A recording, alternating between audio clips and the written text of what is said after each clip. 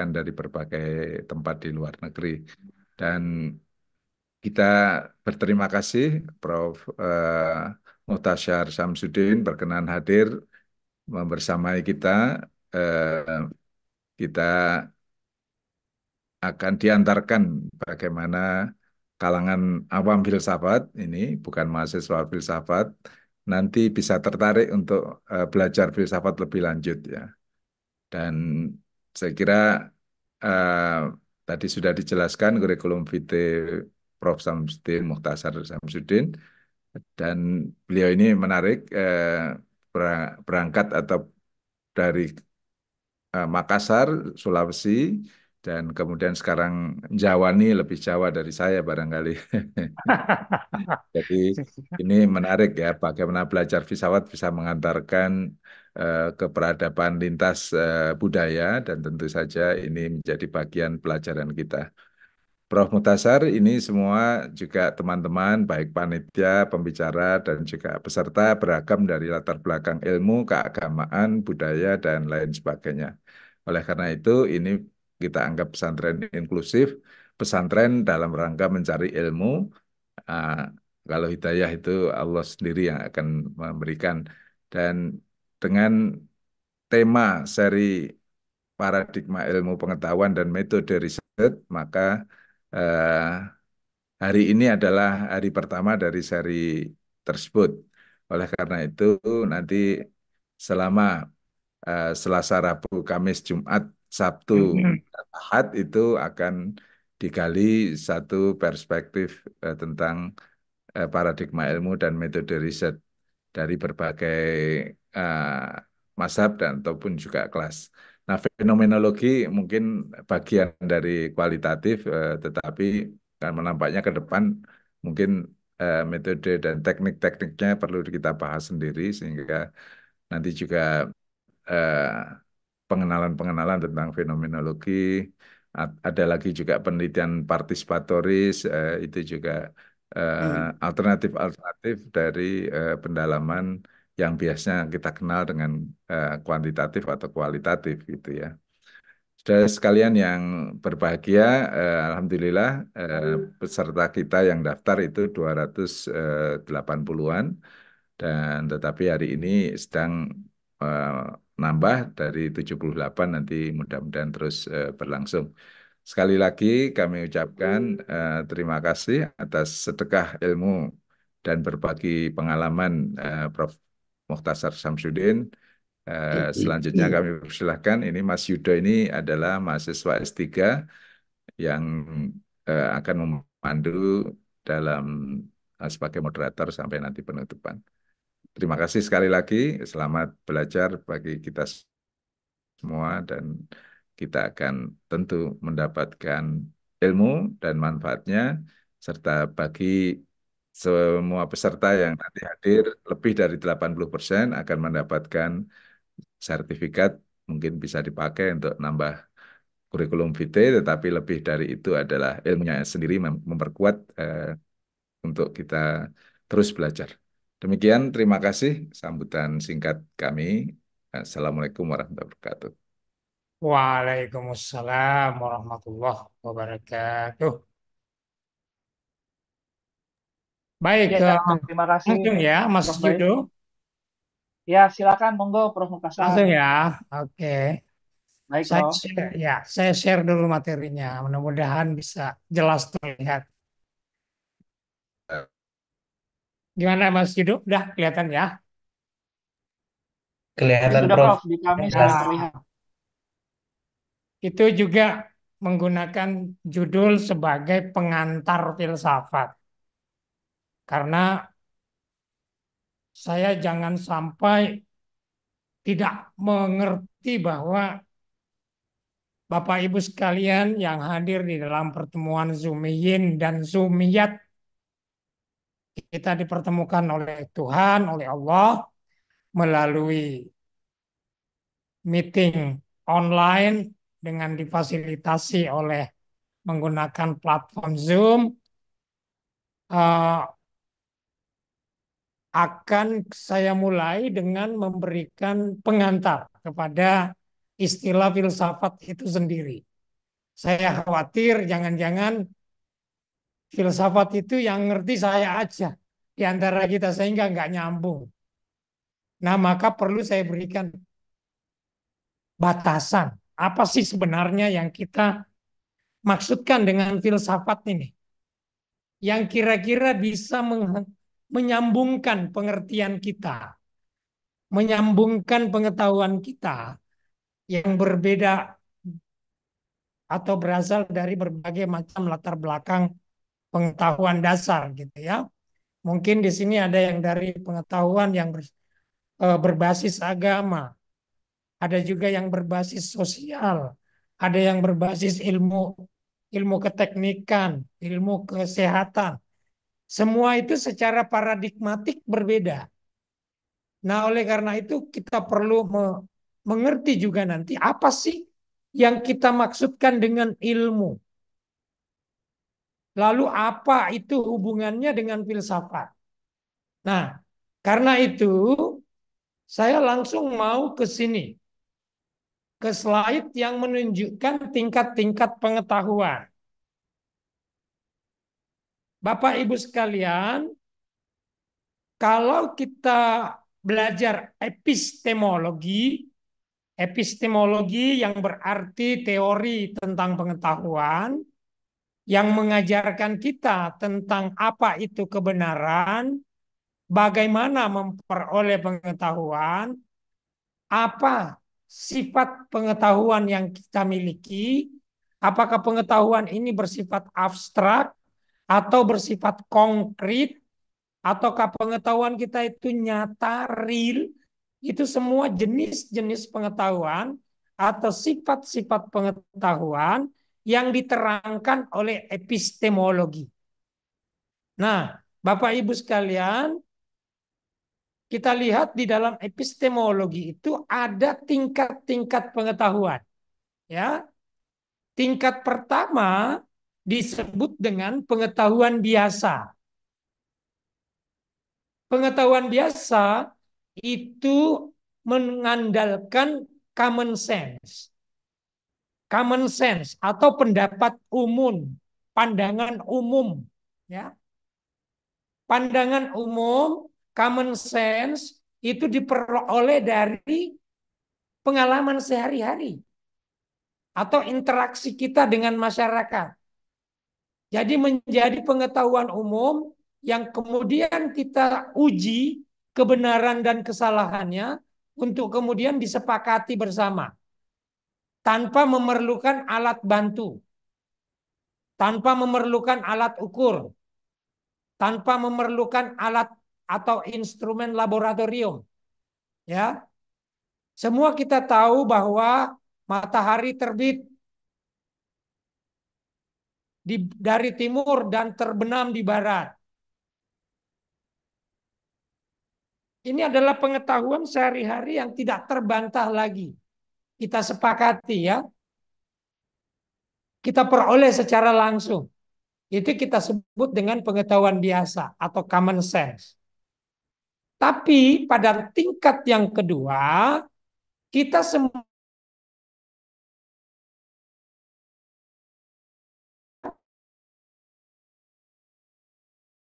ilmiah.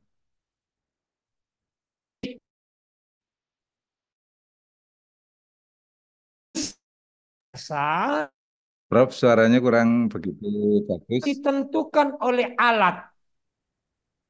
Jadi tidak langsung. Kita mengetahui bahwa suhu di ruangan kita itu 20 derajat Celcius karena ditentukan oleh alat pengukur suhu udara. Termometer. Maka pengetahuan kita itu didikte, ditentukan oleh alat. Itulah kemudian kita menyebut pengetahuan kita ini bukan biasa lagi. Bukan pengetahuan common sense lagi. Tapi pengetahuan ilmiah. Pengetahuan yang dibantu oleh alat. Ya. Nah, inilah kemudian yang nanti kita kenal dengan sains. salah satu ciri utama pengetahuan ilmiah itu terukur menggunakan alat.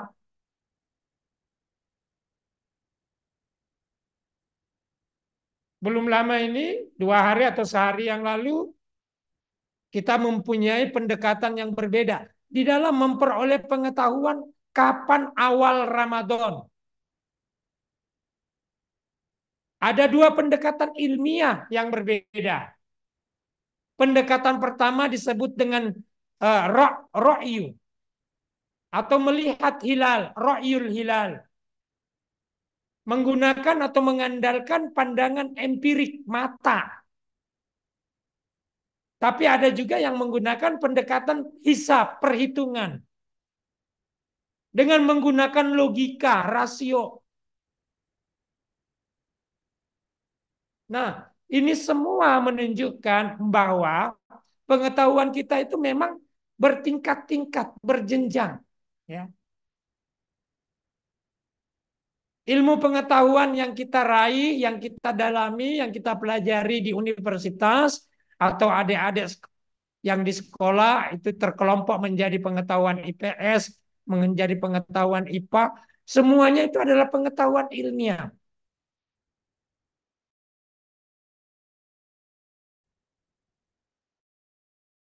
Yang selangkah lebih maju dari pengetahuan. Ya. Yang meniscayakan atau mengharuskan ada alat ukur. Itu semua scientific knowledge. Nah, di atas pengetahuan ilmiah itu ada pengetahuan filosofis. Pengetahuan filosofis yang selangkah lebih maju di atas pengetahuan saintifik. Kenapa? Karena di dalam pengetahuan filosofis kita tidak sekedar mengandalkan ukuran, kita tidak sekedar mengandalkan instrumen, kita tidak sekedar mengandalkan eksperimentasi, tetapi juga mengandalkan pemikiran reflektif. Apa itu pemikiran reflektif? Pemikiran reflektif adalah pemikiran yang menangkap arti, menangkap makna, mengartikan tanda-tanda, mengartikan data, menemukan arti dari data yang diperoleh oleh pengetahuan saintifik. Itulah kemudian kita katakan pengetahuan filsafat itu adalah pengetahuan yang selangkah lebih maju atau berada di atas pengetahuan saintifik. Nanti kemudian kita mengenal ada cabang pengetahuan filsafat yang bernama pengetahuan filsafat ilmu atau dasar filosofisnya ilmu pengetahuan. Yang tingkat tertinggi, saudara-saudara, Bapak Ibu sekalian, pengetahuan itu bersifat religius. Pengetahuan agama. Pengetahuan yang diperoleh melalui pengalaman, keyakinan, dan ajaran agama. Pengetahuan tingkat pertama, kedua, dan ketiga, kebenarannya itu bersifat relatif.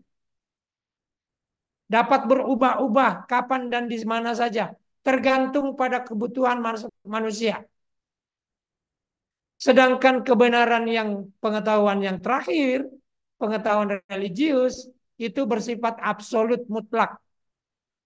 Tidak dapat berubah-ubah. Nah, kemudian dari sinilah kemudian kita menemukan istilah filosofis sebenarnya ya. Kalau kita nanti akan menjelaskan apa itu ontologi, apa itu epistemologi, apa itu aksiologi penelitian yang berpengaruh di dalam penelitian. Jadi itu yang pertama dulu. Kemudian kedua, pengetahuan filosofis ini yang kita lihat berada pada tingkat yang ketiga, itu juga bukan berarti bukan pengetahuan ilmiah, ya. Tapi pengetahuan filsafat itu atau filsafat itu adalah juga ilmu pengetahuan. Dari mana kita bisa mengatakan filsafat itu sama dengan ilmu pariwisata, sama dengan ilmu komunikasi, sama dengan ilmu politik, sama dengan ilmu ekonomi, sama dengan ilmu arsitektur. Karena di sini kita lihat di samping kanan tuh, pengetahuan ilmiah itu syaratnya ada 4, ya. Pengetahuan ilmiah syaratnya ada 4. Yang pertama, suatu pengetahuan disebut ilmiah kalau ada objeknya. Apa itu objek? Objek ada 2. Yang diteliti, yang dipelajari, yang dikaji itu namanya objek material. Saya yang berkecimpung dalam bidang ilmu filsafat, yang dipelajari misalnya di dalam filsafat manusia adalah manusia. Itu objek materialnya. Objek materialnya filsafat manusia adalah manusia. Manusia dipelajari. Manusia dibicarakan. Manusia dikaji. Begitu juga geografi. Ilmu kependudukan sama. Mereka membicarakan manusia. Objek materialnya sama. Antropologi. Objek materialnya sama. Mereka membicarakan manusia juga. Tetapi yang berbeda adalah objek yang kedua. Apa itu? Objek formal. Atau kita sebut dengan perspektif. Atau kita sebut dengan cara pandang. Geografi kependudukan berbeda dengan filsafat manusia di dalam membicarakan objek yang sama. Yaitu bahwa geografi akan melihat atau katakanlah itu dari aspek kependudukan, demografi. Melihat manusia dalam hubungannya dengan wilayah, kedudukan, dan tempat berdomisili.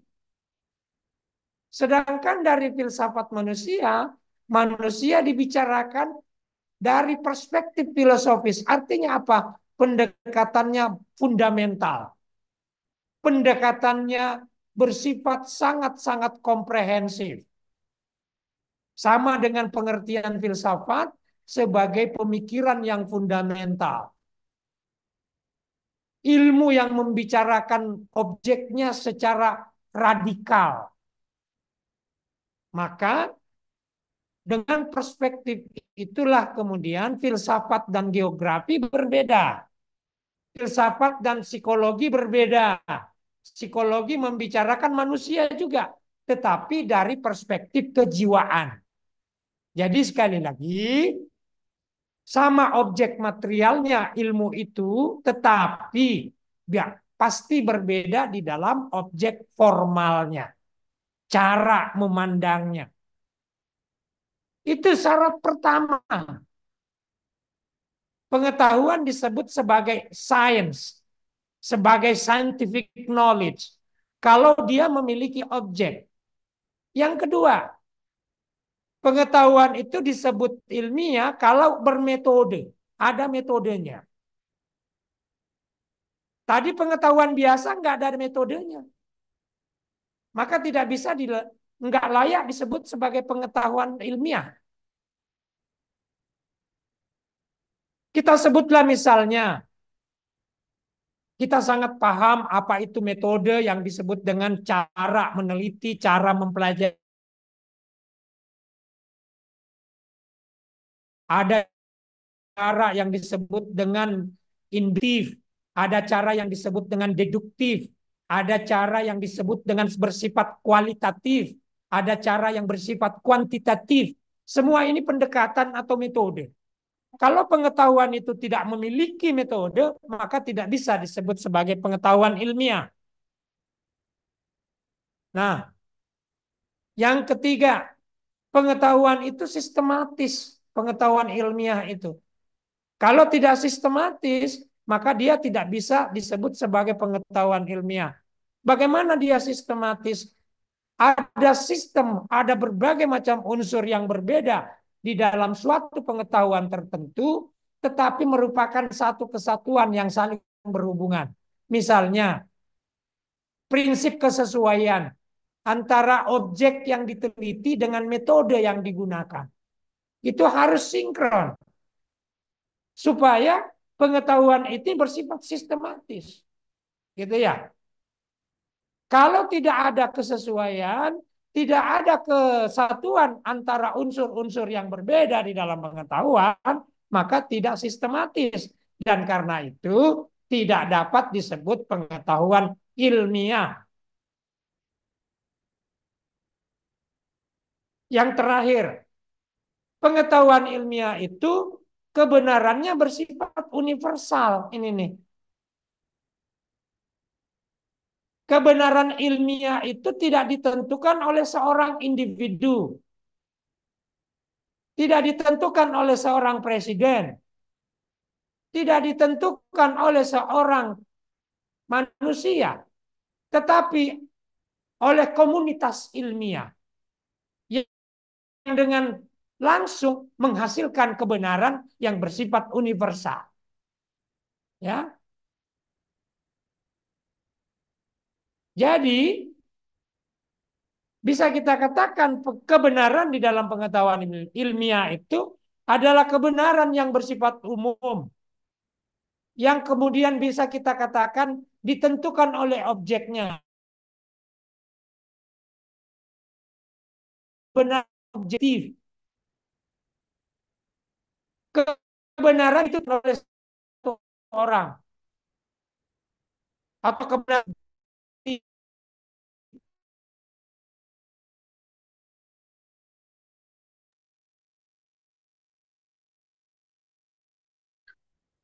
Suaranya hilang, Prof.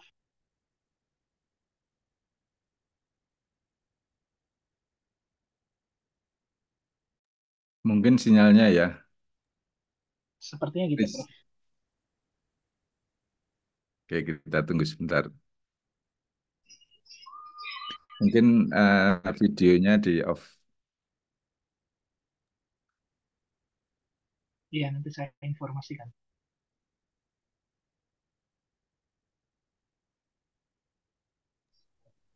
Di mute. wah terputus tadi. Ya, terputus tadi. Hilang ya saya. Sekarang udah kelihatan Mas Yudo. Belum, Prof. Tadi terlempar saya. Dah gimana sekarang? Lihat, Prof. Ya. Jadi kita nggak usah berlama-lama di sini. Tapi yang jelas kita udah dapat satu pengertian. Bahwa pengetahuan kita itu ada 4 level ya. Pengetahuan biasa, pengetahuan ilmiah, pengetahuan filosofis, pengetahuan religius. Dalam pertemuan kita sekarang ini, kita akan membicarakan 2 jenis pengetahuan. Pengetahuan ilmiah dan pengetahuan filosofis. Ya. Nah, udah sekarang kita coba melihat lebih jauh lagi.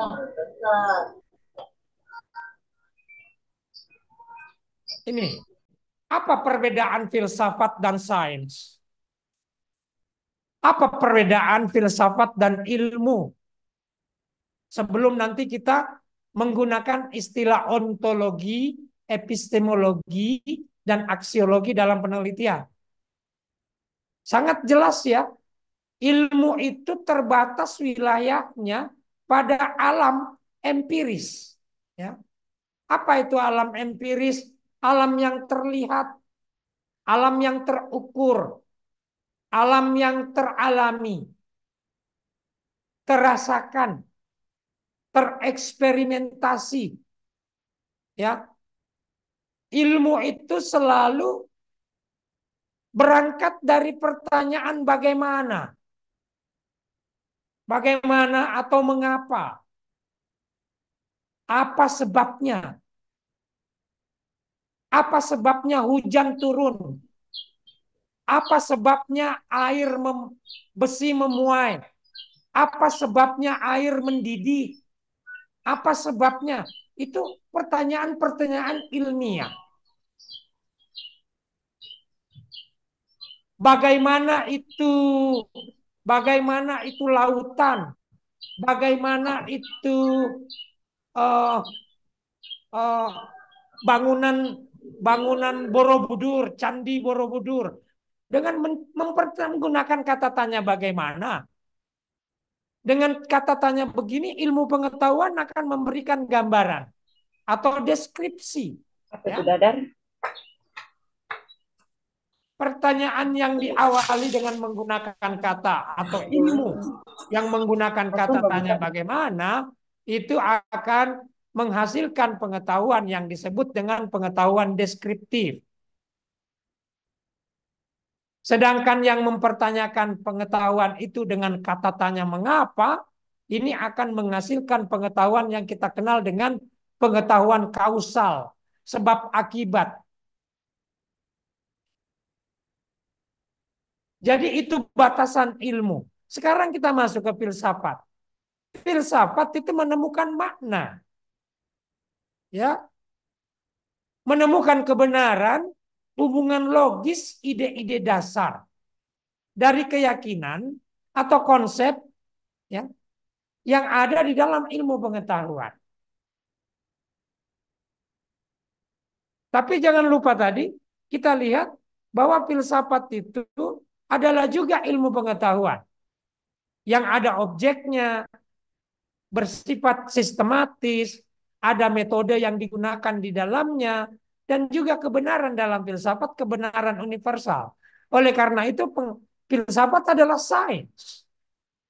Filsafat adalah sains, ya. Jangan kita juga kemudian ikut-ikut salah kaprah, salah paham tentang filsafat. Kita menganggap filsafat itu sama dengan dunia paranormal yang objeknya tidak jelas. Filsafat itu berangkat dalam mencari makna dari objek yang jelas. Bisa jadi objeknya itu empirik, bisa juga objek itu metafisik. Ya, tidak terlihat. Tapi seperti tadi sudah kita katakan, kelebihan filsafat dibanding scientific knowledge karena di dalam filsafat ada pemikiran reflektif, ada pemikiran yang berhubungan dengan kepentingan menemukan makna.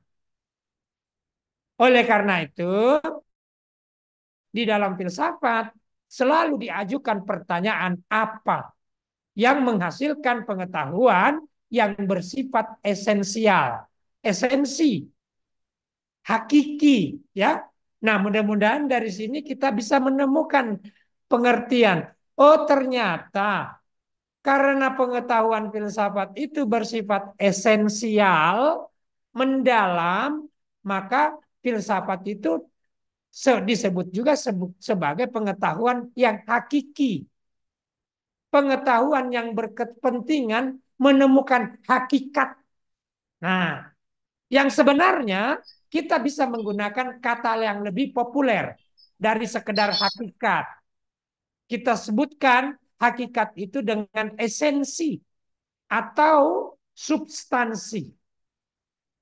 Ya, esensi atau substansi itu sama dengan pengetahuan terdalam, pengetahuan hakiki. Nah, di dalam kita sekarang ini bertemu dalam forum yang juga sangat-sangat syarat dengan hakikat kehidupan, ya, karena kita melihat ini dalam kerangka berpikir keagamaan. Maka sebenarnya pengetahuan keagamaan yang tadi bersifat absolut itu bisa didekati dengan menggunakan filsafat. Kalau ilmu, nah ini kita lihat tadi nih, ilmu. Ilmu itu kan membatasi wilayah pada alam empiris. Pada yang nyata, pada yang terukur saja.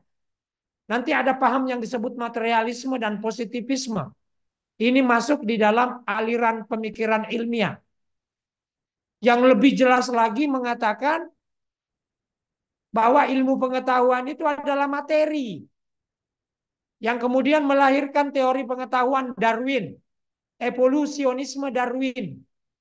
Ya, Tuhan tidak dipercaya ada oleh teori evolusi Darwin. Adalah teori-teori yang menunjukkan kemudian bahwa segala sesuatu yang ada di dunia ini tidak melalui proses penciptaan, tetapi terjadi dengan sendirinya melalui suatu teori Big Bang, ledakan besar, Big Bang. Itu di dalam fisika kita ketahui ya.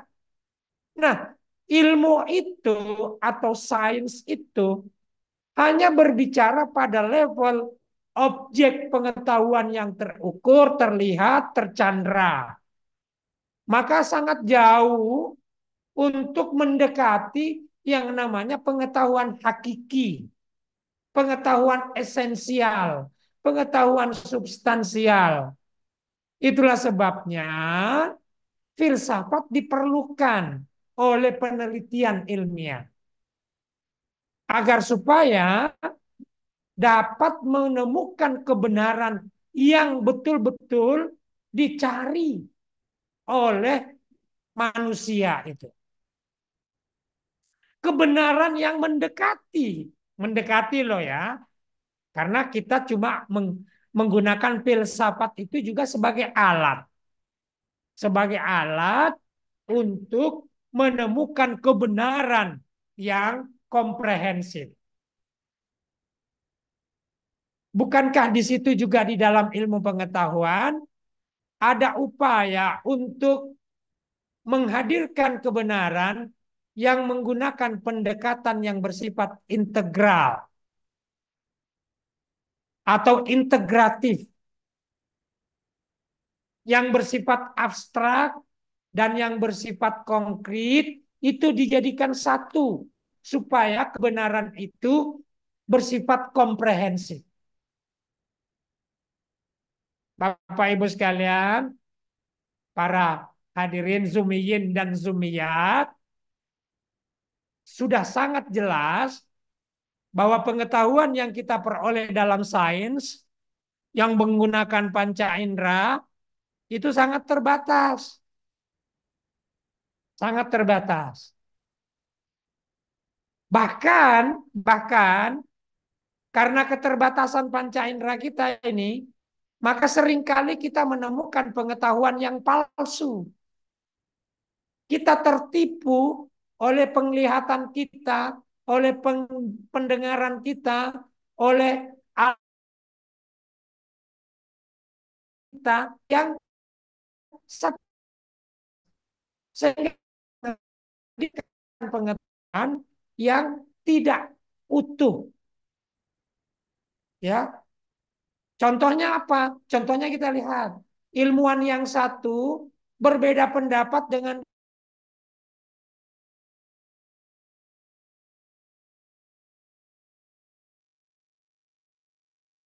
Mohon izin, Prof. Suaranya hilang, Prof.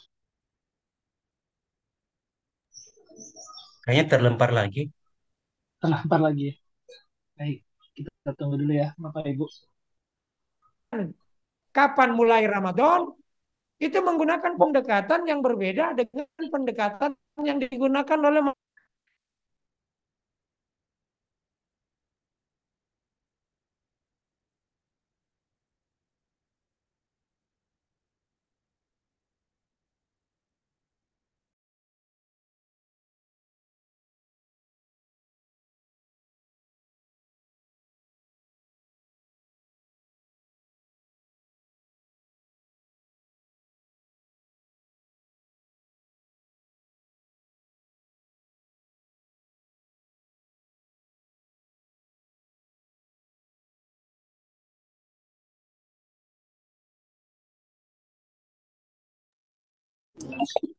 Kayaknya terlempar lagi, Mas.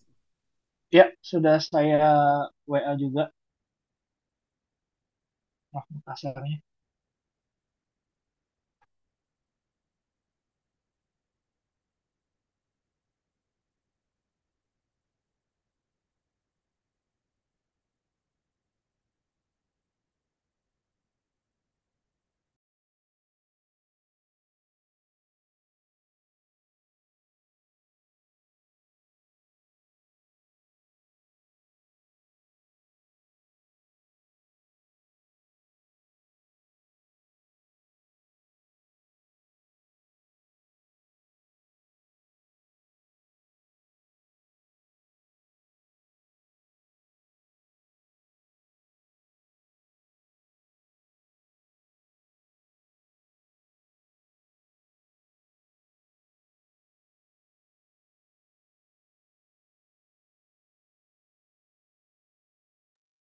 Mungkin bisa di call eh, Ya, Mas Prof. Yudo. Baik.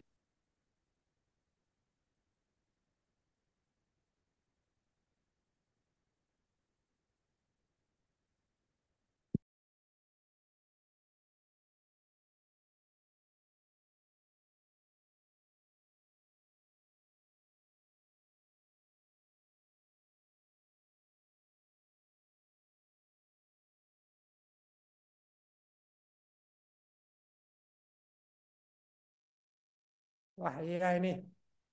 Udah terlempar lagi saya Pak Yudo ya. Mohon izin Prof, kita off cam biar lebih ringan Prof. Off cam aja, Prof.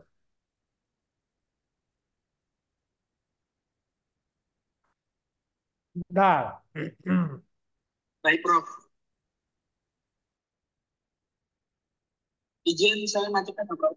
Ya. Tadi sampai di mana? Tadi Slide sampai 7, Prof. ilmu pengetahuan yang Yang terdengar palsu, oleh Prof. Wah. Wah, ternyata saya udah jauh ya. Sampai di sini ya peta keilmuan ya. Belum. Sebelumnya Prof, sebelumnya. Tentang filsafat. Slide 7, Prof. Berbeda dengan ilmu. Yang Ini, ilmu Prof. Di sini, palsu Prof. itu tadi Prof. Ini Iya, sampai belum. situ, Prof. Iya, benar Ini Prof. kan? Waduh. Wah, tadi udah banyak ini kita ngomongin. Saya tak nyangka kalau terlempar ini. Terlalu terlalu asik saya Mas Yudo. Oke. Jadi ini Mungkin kalau perbedaan. supaya lebih ringan Prof, mungkin Hmm. Prof Muktasar bisa di off cam saja supaya lebih ringan internetnya Wah, ya, gitu. ya, ya, ya, pasti. Oke, saya Baik, off cam. monggo Prof, silakan Prof. Ya, benar.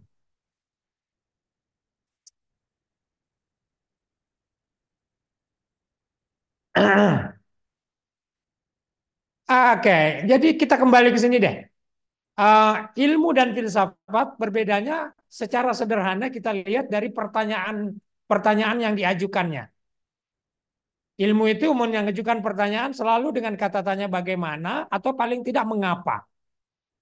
Pengetahuan yang dihasilkan dari pertanyaan ini adalah pengetahuan deskriptif, yaitu pengetahuan yang hanya menggambarkan bagaimana itu Candi Borobudur, bagaimana itu uh, gedung gedung Universitas Gajah Mada, alamatnya di mana, itu diberikan gambaran.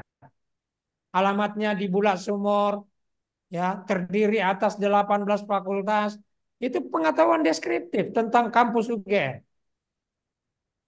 Atau pertanyaan lain dalam sains itu adalah mengapa atau menghasilkan pengetahuan kausal. Mengapa fenomena ini terjadi? Maka diteliti penyebab-penyebabnya. Ada hubungan kausal, sebab akibat antara pengetahuan. Nah, tapi kemudian filsafat karena berurusan dengan makna, berurusan dengan kebenaran, hubungan-hubungan logis, maka pertanyaannya selalu disertai dengan apa. Apa itu kampus? Apa itu pengetahuan? Apa itu manusia?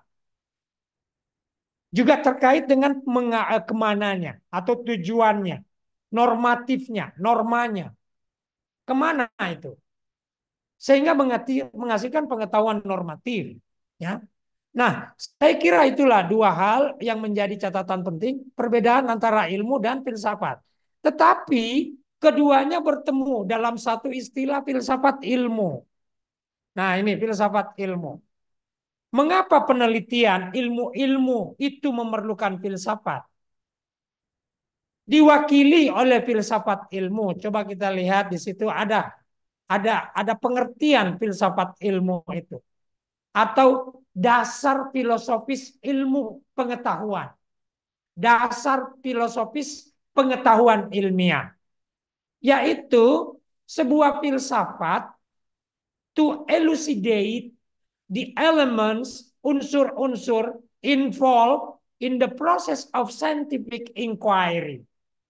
Jadi filsafat itu akan menguji, akan mempertanyakan akan meluruskan bahkan ya dan memastikan proses pemikiran yang digunakan oleh ilmu pengetahuan yang digunakan sebagai cara-cara meneliti, observational procedures, prosedur mengobservasi yang berlangsung di dalam ilmu pengetahuan, patterns of argument, pola-pola argumen, ya seperti tadi. Kalau argumentasinya, pembuktiannya secara rasional dengan menggunakan logika, logika yang saya tunjukkan misalnya di dalam mengambil kesimpulan. Mungkin tadi ini yang terputus. Misalnya, logika silogisme yang menggunakan premis mayor. Semua manusia itu mati. Mayor. Premis mayor. Pendapat umum, pernyataan umum. Lalu ada premis minor. Pak Muhtasar adalah manusia. Minor. Kesimpulannya, Pak Muhtasar pasti mati. Konklusi, itu cara menalar dengan menggunakan hubungan-hubungan logis antar pernyataan yang satu dengan pernyataan yang lain.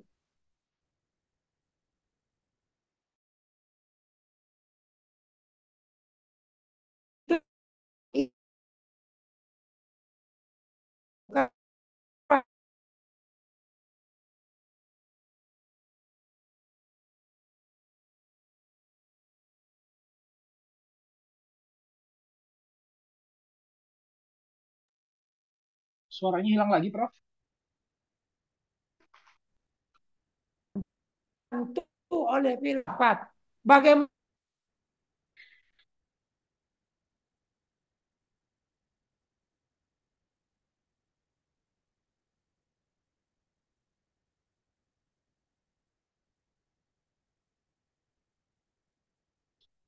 ya terlempar lagi.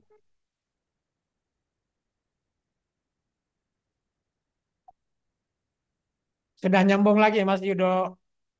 Sudah, Prof. Ya, terlempar lagi ya. Oke, kita nggak berlama-lama di sana. Ini jadi yang menghubungkan kita nanti dengan ontologi itu epistemologi di sini ya di filsafat ilmu. Tadi filsafat dan ilmu berbeda. Kita satukan menjadi istilah filsafat ilmu. Ya. Jadi dasar filosofisnya ilmu. Dasar filosofisnya sains. Landasan filosofisnya sains. Yang pertama, yang menyangkut objek, nah sains. Sains itu kan tadi ada objeknya tuh. Ada objek materialnya, ada bahan yang dipelajari oleh sains. Ada materi yang diteliti oleh sains. Sebenarnya pada saat kita mendiskusikan atau menjelaskan objeknya sains, pada saat itu kita sebenarnya sudah menggunakan ontologi. Dasar keberadaan ilmu. Dasar keberadaan sains. Ayo kita lihat di sini nih. Langsung aja ke landasan ontologis ini ya. Landasan ontologis penelitian. Ini yang kita maksud dengan ontologi, ya. Ilmu tentang ada yang membicarakan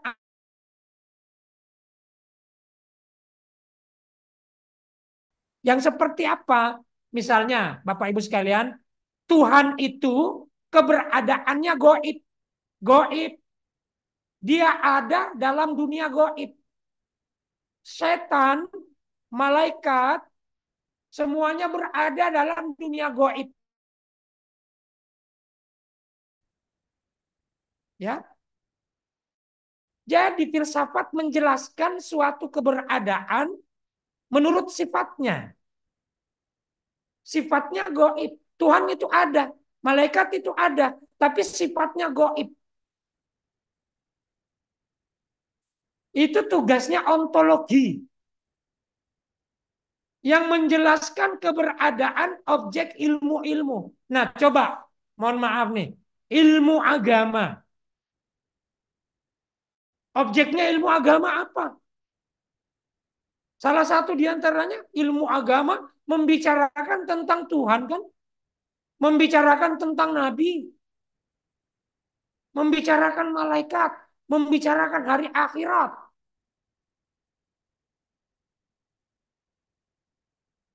Itu dasar keberadaannya apa?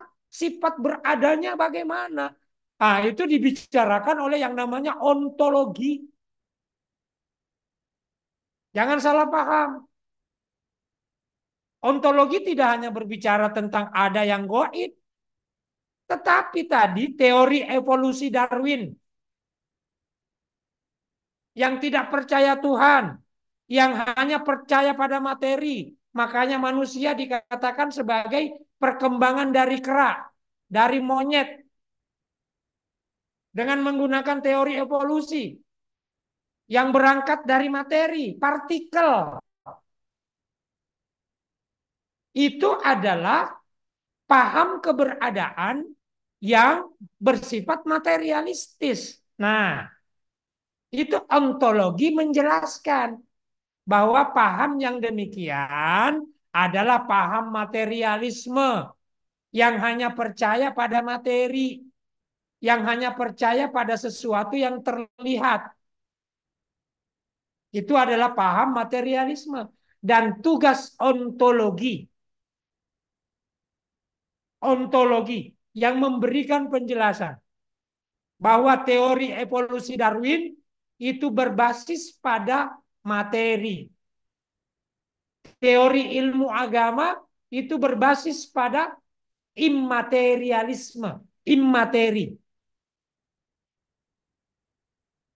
Nah, kemudian kita lihat kecenderungan ilmu pengetahuan. Kecenderungan ilmu pengetahuan atau sains itu kan bertumpu pada materi. Nah, inilah sebabnya kemudian nanti metodologi penelitian juga harus betul-betul valid di dalam menggunakan asumsi dasar kebenaran yang bertumpu pada materi. Jadi materi itu juga harus menggunakan metodologi yang berbasis pada materi, berbasis pada objek yang konkret, yang terverifikasi, yang nyata. Kalau nanti ada, kita kenal misalnya, oke, kita teruskan dulu aja. Itu landasan ontologi ya. Jadi berbicara tentang objeknya ilmu. Dasar keberadaan objek ilmu itu sifatnya kayak apa? Ya, jumlahnya berapa? Nah, karena nanti ada jumlah. Di dalam ontologi juga itu berbicara tentang jumlah objek yang kita kenal dengan ini. Ya. Nah, ini nih. Isi terdalam ilmu pengetahuan. Ini tentang ontologi. Berapa objek itu? Apakah tunggal? Ya. Apakah dua yang disebut nanti dengan dualisme atau banyak? Itu disebut dengan pluralisme.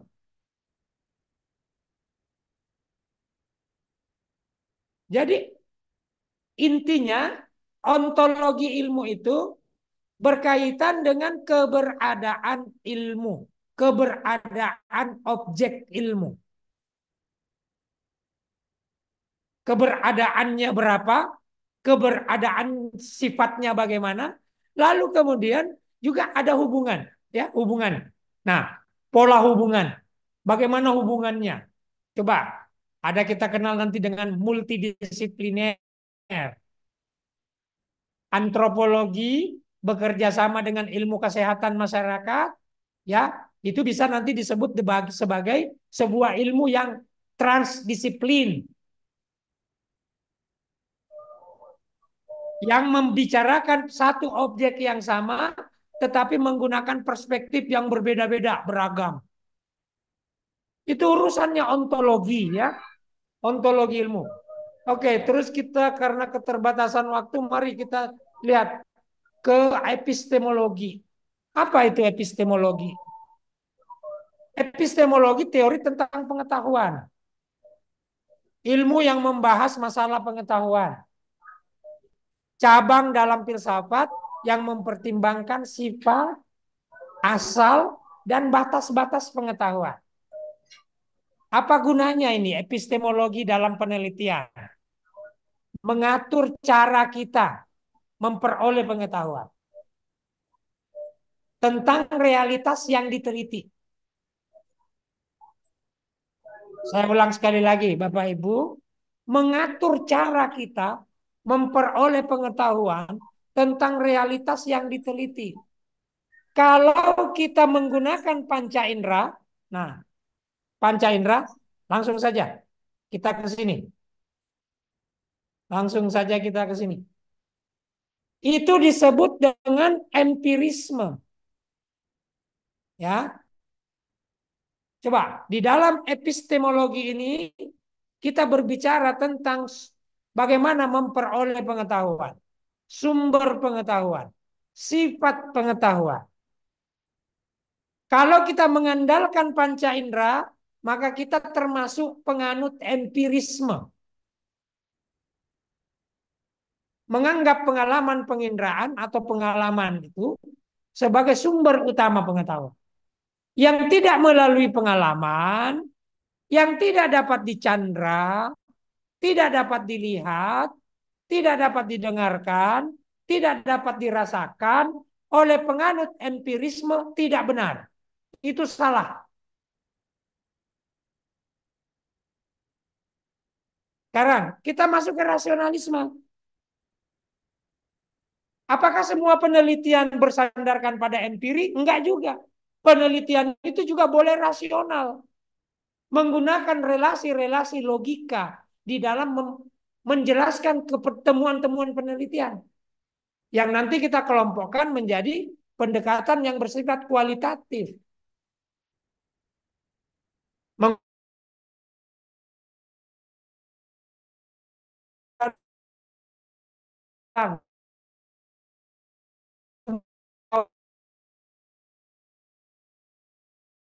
Putus-putus lagi. Putus lagi, Prof.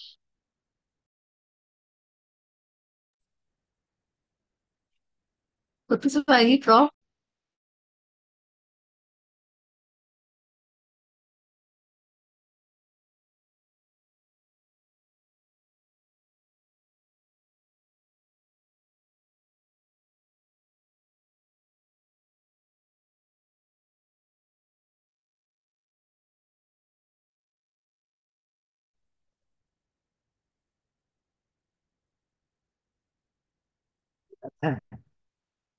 Ya, untuk kesekian kalinya Pak Yuda.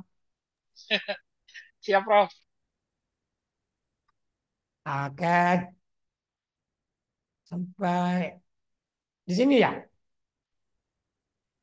Sampai rasionalisme, Prof. Oke, rasionalisme kita lewati. Rasionalisme adalah pendekatan pengetahuan yang menerima kebenaran sejauh bisa diolah oleh rasio.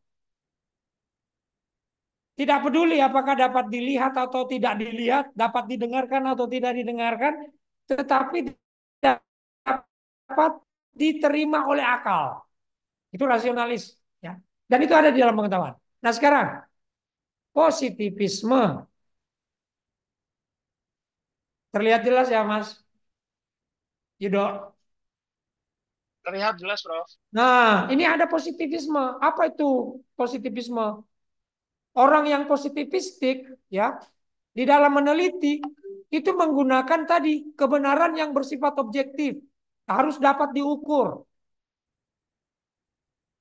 Ya. Jadi harus diukur itu. Harus digunakan alat bantu untuk mengetahui kedalaman, keluasan suatu objek. Alat sangat-sangat menentukan kepastian kebenarannya. Itu dalam positif. Dan verifikasi. Jadi positivistik itu bersifat empiris. Harus dilihat. Ya. Nah, kemudian dalam positivisme metode ilmiah sistematis dan menguji hipotesis melalui observasi atau eksperimen. Kecenderungan ilmu pengetahuan sekarang itu bersifat positivistik. Apa itu positivistik? Ya ini tadi, objeknya materialistis, ya kan? Perolehannya secara empiris.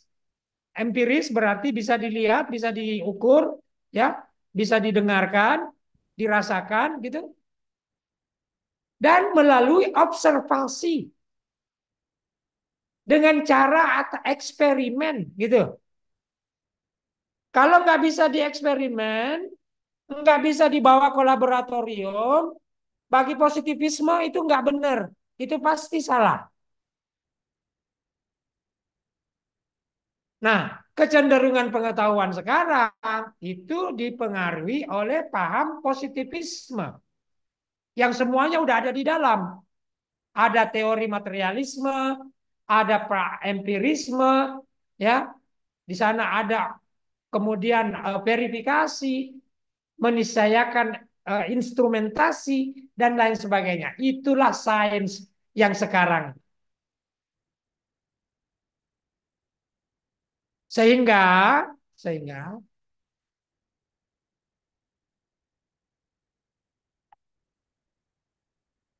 diperlukan filsafat untuk melakukan semacam pencerah, ya, memberikan penjelasan dan juga menemukan faktor-faktor paradigmatik. Mengapa ilmu pengetahuan itu cara kerjanya begitu? Ya, mengapa orang sekarang itu hanya percaya pada angka? Ah, coba real count, hasil KPU, hasil pemilu, ya kan?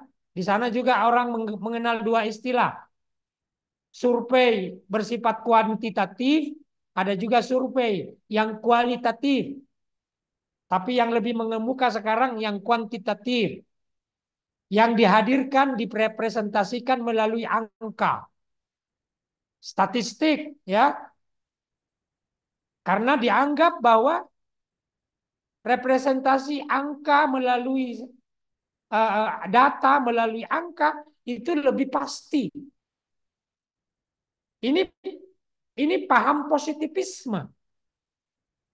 Menginginkan kepastian dari angka, dari ukuran. Ya. Nah, oleh karena itu, maka di dalam epistemologi itu memperkenalkan cara-cara berpikir seperti itu. Itu disebut positivisme. Tetapi ada juga paham yang disebut dengan aliran kritisisme. Aliran kritisisme itu menggunakan juga angka, menggunakan empiri, menggunakan rasio, akal, ya, mengkombinasikan semuanya, pendekatan rasional, empiris, tetapi melakukan perbaikan, kritik. Bukan saja kebenaran itu ditentukan oleh objek, oleh angka. Kebenaran itu juga bukan ditentukan oleh logika, ya, tetapi oleh kemampuan kita mengkritisi. Namanya paham kritisisme. Kritis. Nanti di dalam filsafat itu kita kenal dengan tokohnya namanya Immanuel Kant. Inilah yang memperkenalkan sebenarnya bagaimana berpikir filosofis tuh. Yang tadi kita sebut berpikir secara reflektif kritis. Nah, inilah yang diperlukan oleh penelitian.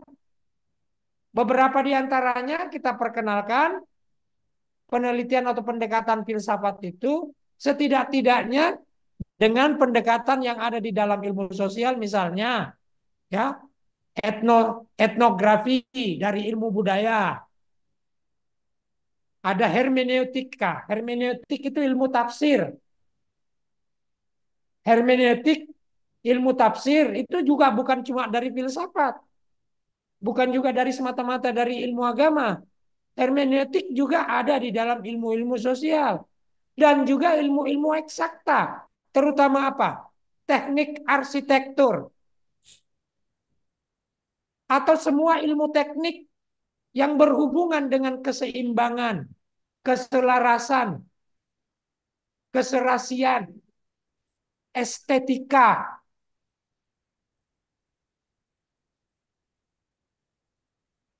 Nah, oke, saya kira eh, kita sudah mengenal setidak-tidaknya apa itu epistemologi, landasan epistemologi penelitian yang berkepentingan untuk menjelaskan jenis pengetahuan dan konsekuensinya di dalam metodologi penelitian, ya. Nah, sekarang ada satu lagi yang tidak kalah pentingnya. Eh, di dalam epistemologi itu juga berbicara tentang masalah kebenaran, ya. Ada kebenaran nanti yang kita kenal dengan kebenaran korespondensi. Ilmu pengetahuan yang positivistik tadi itu mempertemukan teori dengan kenyataan. Itu koresponden namanya, ya. Antara kenyataan objek ya, objek objeknya itu sesuai dengan teorinya, itu kita sebut dengan kebenaran koresponden. Tapi ada juga kebenaran lain yang disebut kebenaran koheren. Koheren, yaitu kebenaran yang tidak ada hubungannya dengan fakta, tidak ada hubungannya dengan objek.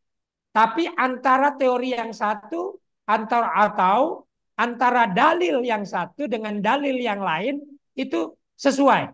Itu disebut koheren, kebenaran koheren. Nah, ada juga kebenaran yang disebut kebenaran pragmatis. Sesuatu itu benar kalau memberikan manfaat. Nah, itu kebenaran pragmatis.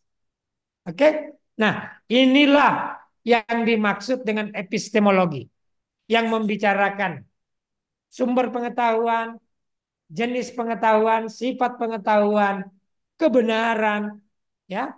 Kemudian juga metodologi atau metode pengetahuan di dalam memperoleh pengetahuan. Itu epistemologi. Sekarang kita masuk yang ketiga, ke aksiologi saja kita bisa artikan itu adalah teori tentang nilai. Nah, disinilah nanti kita akan bertemu dengan namanya kejujuran, kejujuran dalam meneliti, tidak plagiat, mengakui, mengutip dari orang lain, nilai-nilai kejujuran seperti itu. Kemudian keserasian, keindahan, ya. Semuanya ada dibicarakan di dalam aksiologi ilmu. Aksiologi penelitian.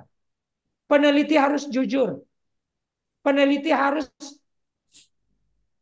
melakukan aktivitas penelitian karena ada tujuannya. Tujuannya apa? Tujuannya untuk meningkatkan kesejahteraan hidup manusia. Peneliti mengembangkan ilmu pengetahuan untuk meningkatkan kesejahteraan hidup manusia itu pertimbangan aksiologis. Nah, kita semua mahasiswa mungkin yang ada di sini yang menyusun skripsi, menyusun tesis, menyusun disertasi, di dalam proposalnya itu kan ada tuh manfaat penelitian, tujuan penelitian. Itu menunjukkan bahwa peneliti secara aksiologis diikat oleh nilai. Oleh nilai apa? Nilai kebenaran. Oleh nilai kejujuran. Oleh nilai kemanfaatan. Nah, semua ini dibicarakan di dalam yang namanya aksiologi. Dari kata Yunani, aksios, nilai, dan logos itu teori, maka kita sebut dengan teori nilai. Teori nilai itu bermacam-macam. Termasuk di sini kita sebut misalnya ada nilai moral, nilai etik, makanya ada etika penelitian, moralitas penelitian, moralitas ilmuwan, moralitas moralitas intelektual, moralitas peneliti. Segala sesuatu yang berbicara tentang nilai ada di dalam aksiologi, aksiologi penelitian. Termasuk pertimbangan nilai agama, ya, bahwa tadi misalnya teori evolusi Darwin bertentangan dengan teori keilmuan dalam Islam misalnya, karena teori evolusi Darwin itu sangat-sangat materialistik, maka kita menghubungkannya dengan teori nilai agama. Di dalam nilai agama tidak selamanya kebenaran itu bersifat materialistis. Ya, di dalam agama juga itu ada nilai spiritual. Ya, ada nilai spiritual. Sehingga disinilah kita bisa memberikan pandangan kepada ilmuwan, kepada peneliti bahwa ilmu pengetahuan yang dikembangkan itu di dalamnya ada nilai-nilai spiritual, ada nilai-nilai agama. Sehingga jangan sampai bebas nilai, ya. Jangan sampai bebas nilai. Free value orientation. Orientasi pengembangan ilmu yang bebas nilai. Itu nggak boleh. Apalagi di Indonesia. Di Indonesia sudah diakui ya bahwa dasar dan orientasi pengembangan ilmu itu Pancasila. Yang bertuhan, berkemanusiaan, berpersatuan, musyawarah mufakat, dan berkeadilan.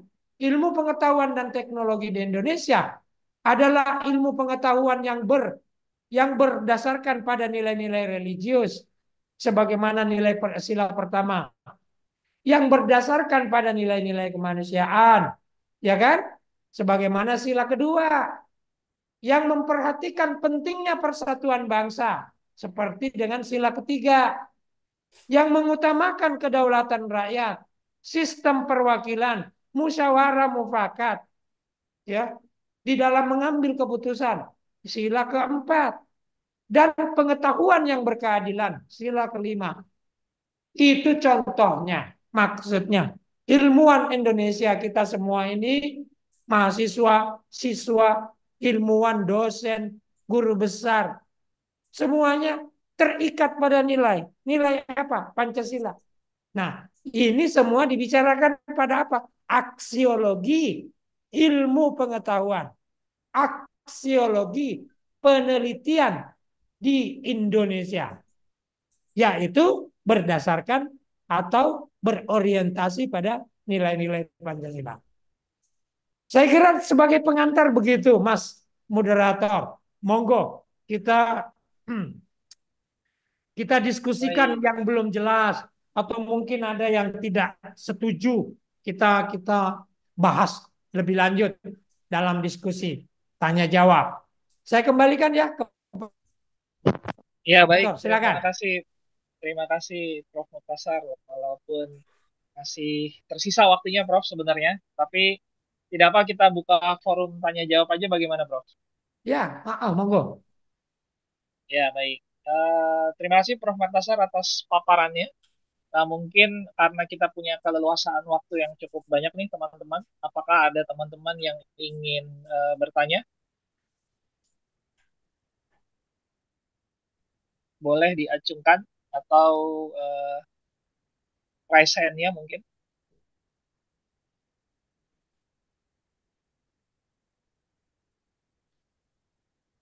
Mohon izin Mas Yudo, tadi ada Kibekti tuh ada di Oh, di chat ada chat ya. pertanyaan yang mungkin Baik, langsung saya. ditanyakan aja.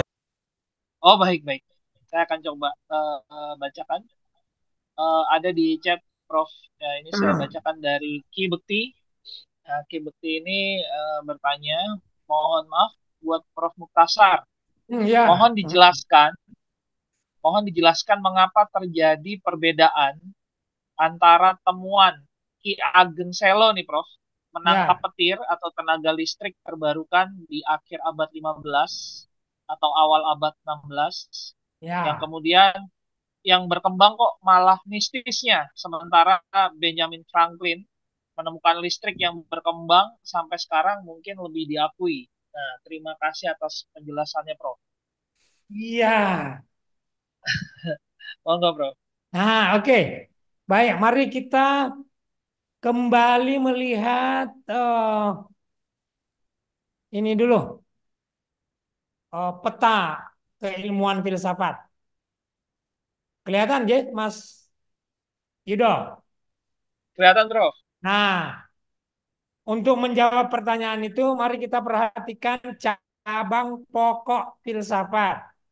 Cabang pokok filsafat tadi ini nggak tuntas juga kita bicarakan, kan? Cabang pokok filsafat itu menunjuk ke tiga istilah. ada metafisika, ada epistemologi, ada aksiologi. Itu adalah cabang pokok. Jadi teman-teman semua yang mungkin belum pernah belajar filsafat, saya memperkenalkan istilah. Di dalam filsafat itu ada yang menyebut filsafat sistematis dan filsafat khusus. Nah, kalau menggunakan filsafat sistematis, yang dimaksud filsafat sistematis adalah cabang pokok ini.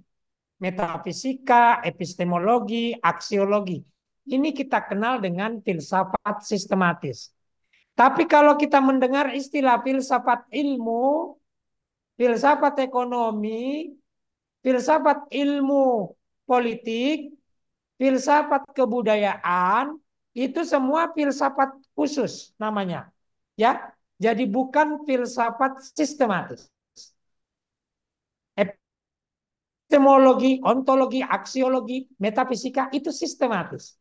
Kalau nanti kita dengar filsafat ilmu, filsafat ekonomi, itu filsafat khusus. Nah, apa hubungannya dengan pertanyaannya Pak Ki Bekti tadi? Kita lihat bahwa perkembangan filsafat itu melahirkan cabang sistematis yang bernama metafisika. Apa itu metafisika? Metafisika adalah cabang filsafat atau ilmu filsafat yang membicarakan segala sesuatu yang berada di belakang yang bersifat fisik. Meta, belakang, fisik, yang fisikal, yang terlihat, yang dapat dicandra oleh mata kita, didengarkan oleh kuping kita, dirasakan oleh kulit kita. Fisikal. Ya. Metafisika yang membicarakan ada itu secara umum, ada yang bersifat metafisik atau fisikal, ada yang bersifat non fisikal. Tadi kita katakan bahwa goib itu adalah ada secara tidak fisik, ada tidak fisik, ya. Keadaan Tuhan di dunia goib, di alam goib yang diakui keberadaannya, tetapi tidak bersifat fisikal. Maka disitulah kita perlukan metafisika yang menteorisasi semua sifat-sifat keberadaan, baik yang non fisik maupun yang bersifat fisik. Itu disebut dengan ontologi. Metafisika umum, membicarakan keberadaan secara umum.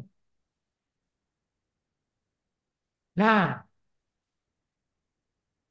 cara berbicara, cara berpikir, cara menerima kebenaran yang ontologis atau metafisika umum ini, Ibu Bapak sekalian, saya ingin perkenalkan lagi sebagai sebuah cara berpikir yang sudah dilampaui oleh manusia di dalam penjelasan seorang tokoh filsafat bernama Auguste Comte. Auguste Comte ini bapak sosiologi modern. Bapak sosiologi, kalau dari Islam juga ada. Ibnu Khaldun. Dari Prancis ada Auguste Comte. Auguste Comte mencoba membuat klasifikasi perkembangan atau cara berpikir manusia. Cara berpikir yang paling pertama itu dia sebut sebagai cara berpikir mitologis. Mitos. Yang sama dengan yang nanti kita sebut dengan taraf-taraf orang berpikir berdasarkan ketuhanan. Cara berpikir teologis. Nanti ada lagi di dalam klasifikasi tokoh yang lain. Van Porsen. Dia menyebutnya sebagai taraf berpikir teologis. Tapi di dalam Auguste Comte, cara berpikir mitologis mistis. Nah, ini. Ini cara berpikir paling pertama, primordial, primitif. Dan itu sudah ditinggal manusia. Karena lahir cara berpikir berikutnya. Cara berpikir berikutnya apa? Cara berpikir yang bersifat filosofis. Dengan menggunakan metafisika. Tadi cara berpikir yang bersifat mitos. Sekarang masuk ke cara berpikir metafisis. Pengaruh pemikiran-pemikiran mitos tadi udah nggak ada. Tapi orang udah mulai menggunakan akal pikirnya. Meskipun itu bersifat metafisis. Yang ada di dalam filsafat. Pada tahap berikutnya, nah inilah Auguste Comte. Yang kita kenal sebagai tokoh positivisme. Tahap metafisika udah ditinggalkan gitu. Nah, pada saat itu cara berpikir yang disumbangkan oleh Ki Ageng Selo.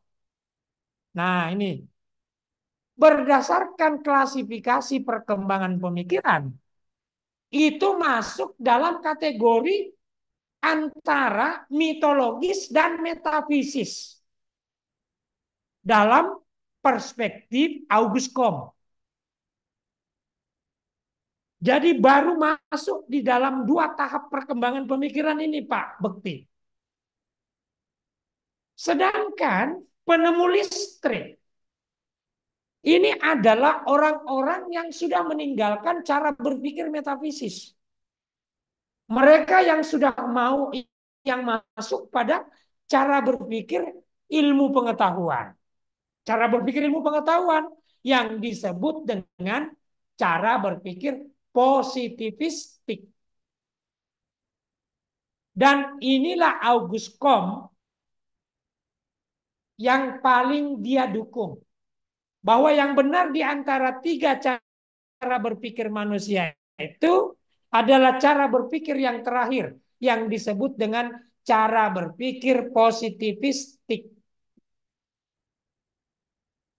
Penemu listrik semuanya ilmuwan. Hukum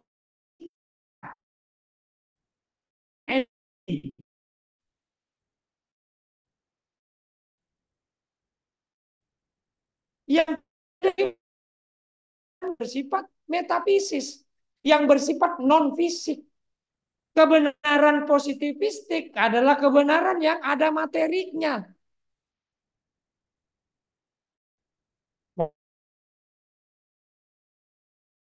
Bukti.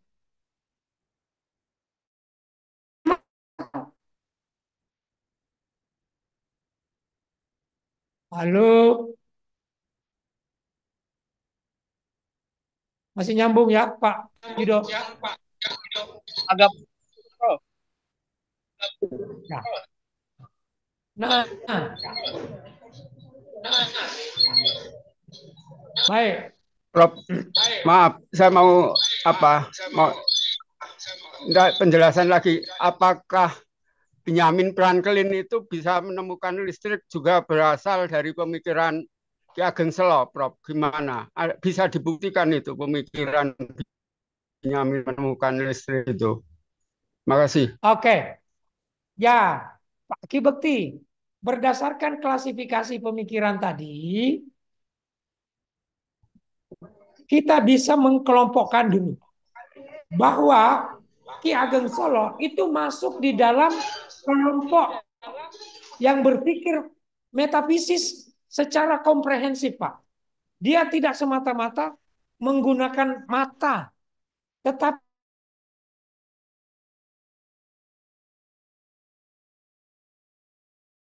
ya. Jadi ini merupakan satu kombinasi pendekatan yang digunakan di dalam penemuan oleh Ki Ageng Selo. Itu sangat-sangat komprehensif. Nah, yang dilakukan oleh ilmuwan itu reduktif, Pak. Reduktif. Jadi, temuannya Ki Ageng Selo itu jauh lebih komprehensif daripada apa yang dilakukan oleh Benjamin Franklin itu. Dia mereduksi, yang mengurangi Pak. Yang dikurangi alam semesta. Di dalam Benjamin Franklin itu hanya empirik Pak. Pengukuran, verifikatif. Jadi dia tidak membuktikan, sebenarnya ilmu pengetahuan ini tidak mampu membuktikan temuan-temuan yang bersifat komprehensif, metafisis dari Ki Ageng Selo itu. Yang menggunakan panca indera dan juga rasa, bahkan batin. Yang dilakukan oleh Benjamin Franklin dan juga semua ilmuwan-ilmuwan berikutnya sampai sekarang ini itu reduktif. Mengurangi keutuhan temuan kebenaran sebelumnya. Jadi listrik ini sekarang hanya kita lihat karena besi-besi atau kabel-kabel yang berhubungan di dalamnya. Kita hanya lihat itu. Kita tidak bisa menangkap betapa alam ini ya secara keseluruhan sesungguhnya adalah anugerah, adalah campur tangan dari Sang Pencipta. Manusia ini hanya mampu, penemu listrik itu hanya mampu mengkonsentrasikan tenaga pada satu daya yang disebut nanti kemudian dengan listrik. Dari kekuatan alam, ya, dan itu dilakukan oleh Ki Ageng Selo. Itu loh maksud saya Pak Ki Bekti. Jadi tidak bisa disamakan. Pendekatan keduanya berbeda. Makaten. J. Makasih, Ya, makasih. terima kasih. Ya. Ki Bekti. Nah, ini ada pertanyaan berikut ya, Prof. Ini ada di chat juga dari Mbak Viana dari program Doktor Kajian Pariwisata. Dia menanyakan bagaimana menerapkan ilmu filsafat dari penelitian yang bersifat aplikatif. Itu yang pertama. Ya. Terus kemudian yang kedua adalah terkadang penelitian filsafat outputnya masih dianggap abstrak, Prof. Bahkan ada yang menganggap mengawang-awang. Ya. Bagaimana agar penelitian khususnya disertasi bisa terasa ilmu filsafatnya dan outputnya straight to the point. Nah, ya. Monggo, Prof. Baik. Karena memang seperti tadi kita berangkat dari satu anggapan bahwa umumnya kita ini asing ya, asing dan belum belajar filsafat. Dan karena itu membandingkan pengetahuan tadi, level-level pengetahuan saya kira itu penting sekali mempermudah kita untuk kemudian mengenali apa itu sebenarnya filsafat. Oh, ternyata filsafat itu beranjak dari pengetahuan ilmiah yang juga jelas objeknya, ada metodenya, sifatnya sistematis, kebenarannya juga bersifat universal, namun memiliki kelebihan dalam hal berpikir secara reflektif dalam menemukan arti ya yang tidak dilakukan oleh sains, yang tidak berlaku di dalam ilmu pengetahuan. Itulah filsafat. Nah, kalau dengan begitu, maka untuk menerapkan, nah ini pertanyaan pertama, bagaimana menerapkan ilmu filsafat dari penelitian yang bersifat aplikatif.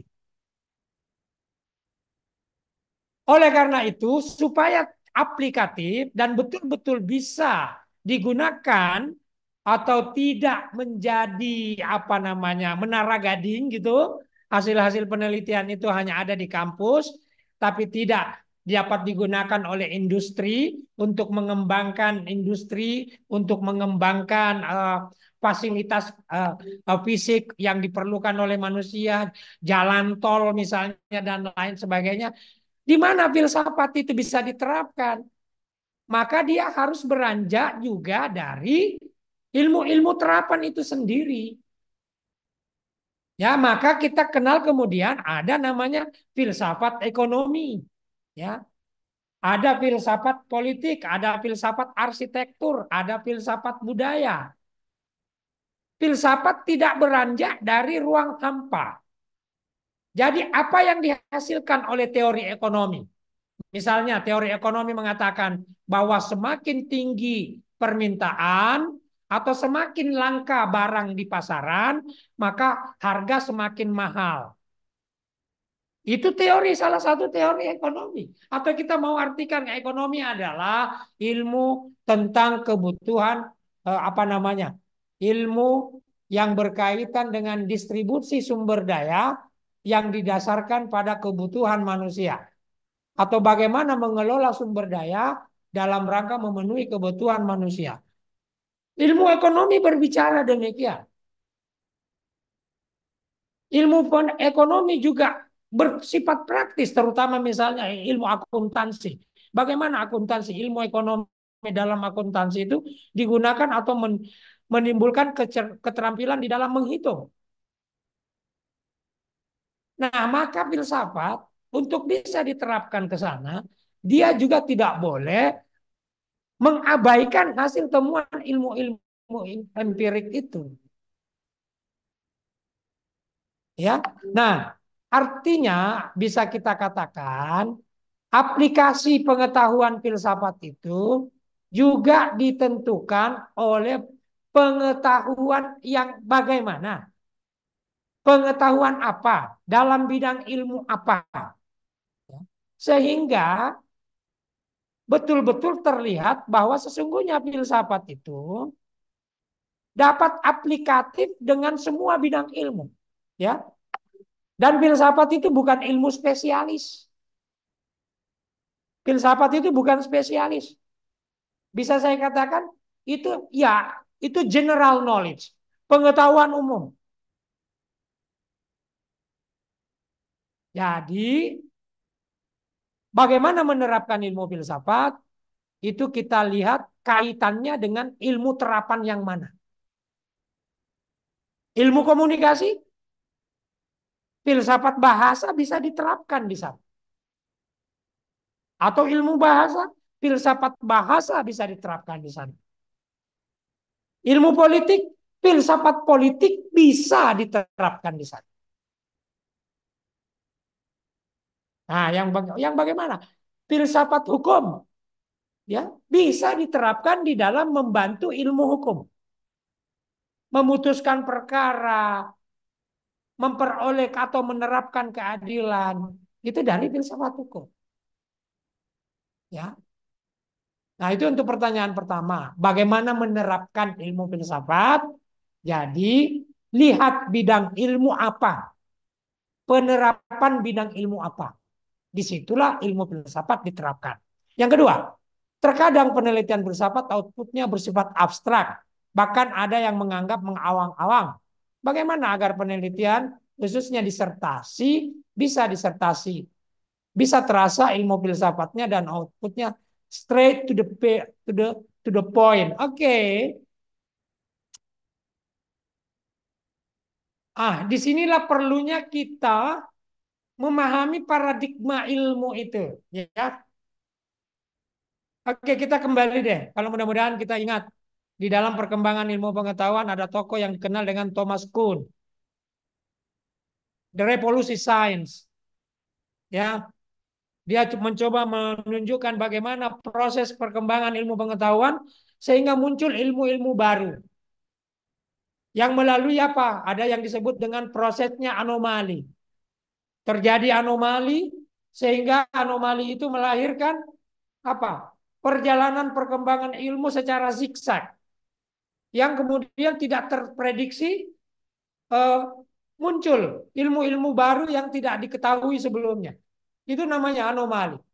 Nah, kemudian kita bersinggungan dengan apa? Bagaimana penelitian filsafat itu dilakukan? Penelitian filsafat itu tidak bisa dikelompokkan sebagai penelitian apakah itu kuantitatif atau kualitatif yang selama ini banyak kita kenal ya. Ada penelitian atau bidang ilmu, misalnya bidang ilmu ekonomi, itu akuntansi, itu harus kuantitatif karena pengujian variabel. Pengujian variabel dengan menggunakan mesin-mesin atau alat-alat statistik, penghitung-penghitung statistikal. Itu statistik. kuantitatif. Ada ilmu-ilmu kemanusiaan, sosiologi misalnya, atau psikologi, atau bahkan mungkin di pasca sarjana, bidang ilmu yang menggunakan pendekatan multidisiplin. Itu semuanya menggunakan juga membutuhkan pendekatan kualitatif, ya, yang tidak ditentukan atau bergantung kepada pengujian variabel, tetapi kualitatif itu bisa memberikan deskripsi saja, melakukan deskripsi dengan sampel penelitian yang terbatas, ya. Kemudian juga bisa dilakukan melalui wawancara, menggunakan kuesioner. Semua ini adalah perangkat-perangkat penelitian yang bisa kita gunakan dalam penelitian kuantitatif maupun kualitatif. Nah, filsafat tidak berada di antara keduanya itu.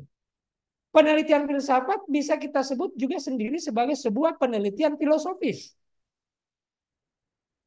Ya, sebuah penelitian filosofis yang kontribusinya hanya diberikan kepada ilmu-ilmu melalui metodenya masing-masing.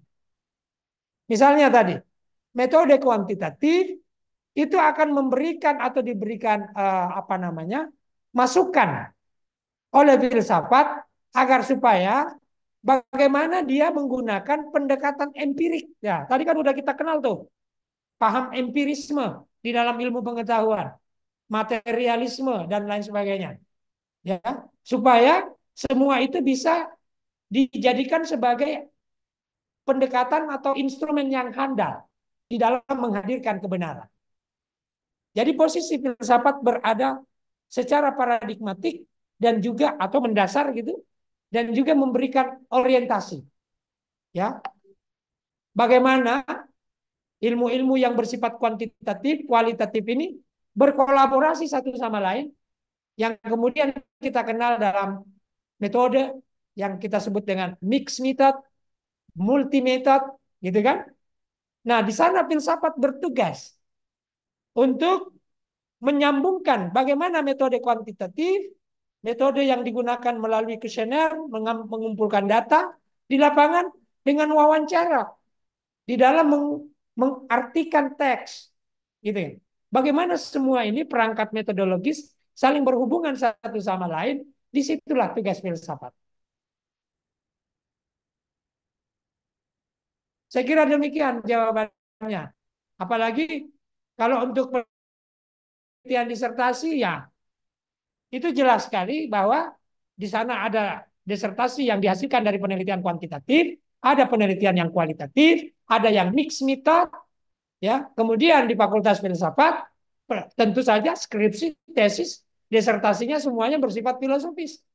Karena mereka menggunakan metodologi filosofis yang khas di dalam meneliti persoalan-persoalan kefilsafatan. Karena ya, bagi penanya, barangkali ada yang masih mau ditambahkan, Mbak Viana. Yo, silakan. Prof, mohon maaf Prof, saya off cam soalnya sambil masak Prof. Siap, sudah ini Prof sudah lebih jelas karena kan sekarang saya juga sudah semester 3 gitu, sambil menyusun disertasi. Saya agak kebingungan gitu Prof, ini mau memulai berbicara filosofisnya tuh dari mana gitu. Tapi tadi sudah jelas Prof, apalagi kalau misalnya dilihat dari sisi metode penelitiannya Prof. Ya. Siap. Terima kasih Prof Etsar. Yuk, jadi sebenarnya sudah jelas ya, tidak ada apa namanya, tidak ada penelitian, sifat penelitian antara kuantitatif dan kualitatif yang tidak sama dengan filsafat. Artinya di kuanti pun filsafat diperlukan, kuali pun filsafat diperlukan.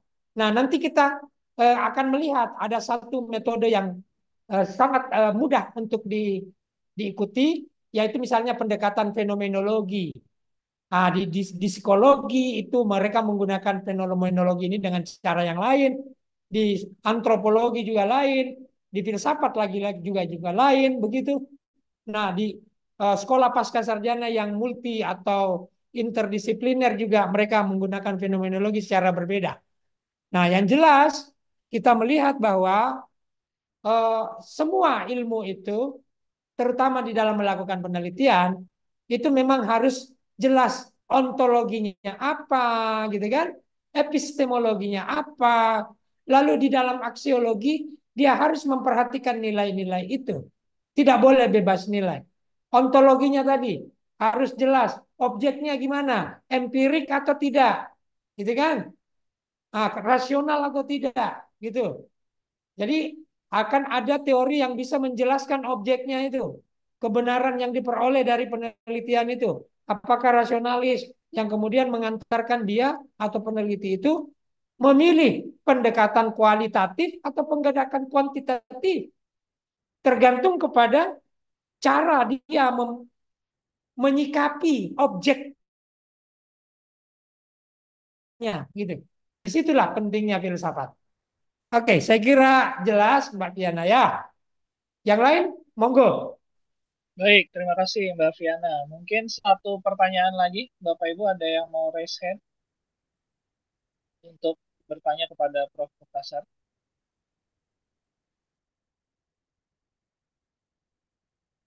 Adakah Bapak Ibu?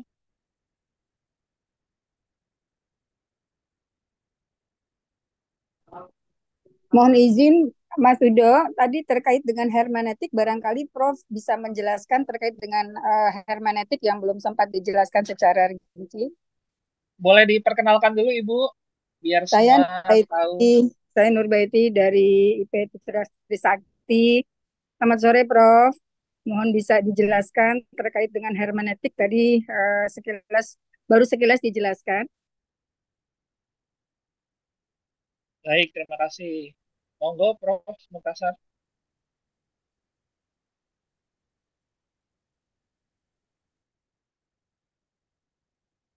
Masih di mute, Prof. Barusan terlempar lagi tadi kan. Oh, baik. Tadi Ibu Nurbaiti dari Trisakti, Prof.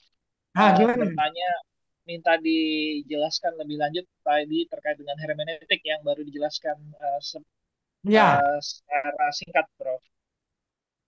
Baik, hermeneutik. Oke, tadi sudah saya tarik ya. Saya tampilkan lagi. Yang ada hermeneutik.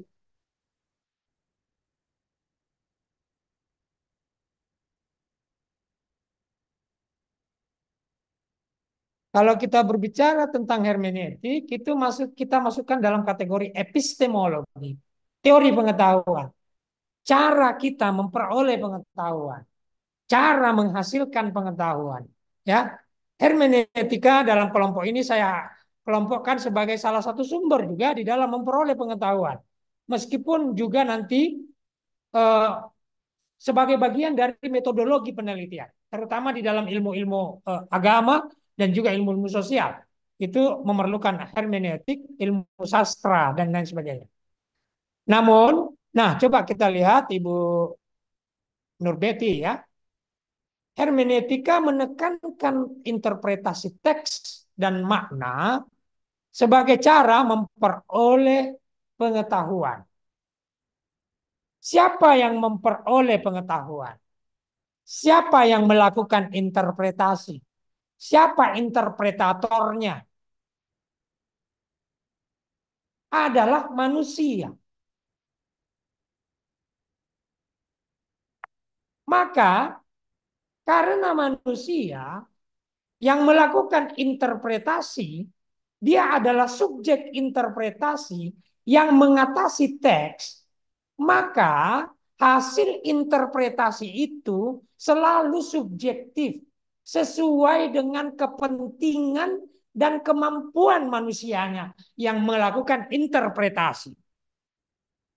Nah, bagaimana supaya tidak terjebak atau tidak jatuh di dalam subjektivitas yang mendalam, yang dalam arti kasarnya karepe dhewe. Nah, itu. Ya kan? Kalau orang sudah terjebak dalam interpretasi tunggal, di dalam melakukan tafsir hermeneutis, dia itu semaunya. Dan kebenaran itu ya adalah kebenaran dia gitu. Maka kita diajari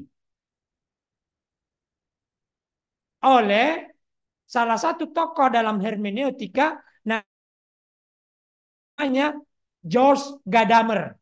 Gadamer. Saya nggak tuliskan di situ. George Gadamer. Ada lingkaran hermeneutik. Lingkaran hermeneutik itu dari bagian demi bagian, ya, dari bagian-bagian terkecil gitu, ya, misalnya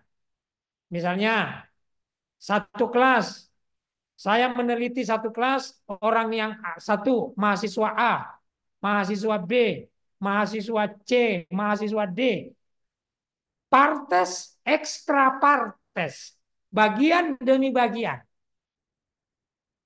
Itu kemudian saya abstraksikan.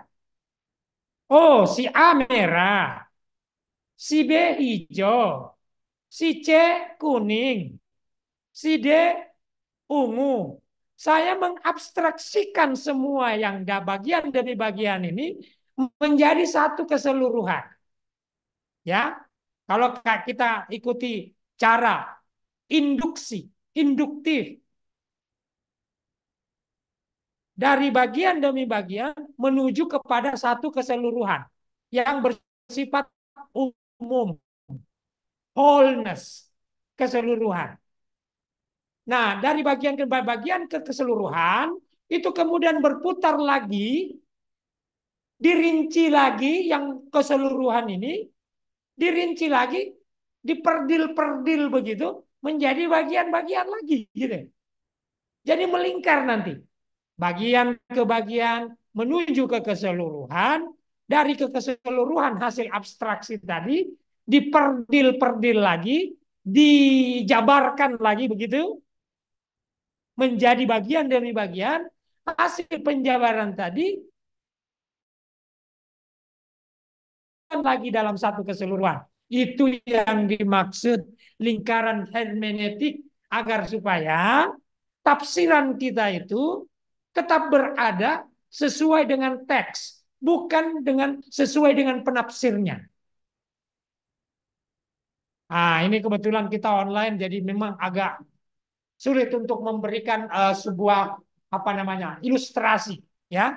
Tetapi saya kira dengan cara memahami begitu lingkaran hermeneutika untuk menghindari subjektivitas, ya, kita tetap mengungkap makna dari teks, maka kita harus menggunakan cara tadi secara bergantian. Kalau sederhananya saya katakan dari induksi ke deduksi, deduksi kembali ke induksi lagi, ya. Dari pernyataan umum yang ada di dalam teks, kita perhatikan historisnya. Nah, itu. Kalau saya sudah mau masuk kepada hermeneutika agama. Ada kan asbabun nusul. Turunnya kitab suci itu ada asbabun nusul. Ada latar historisnya. Latar historis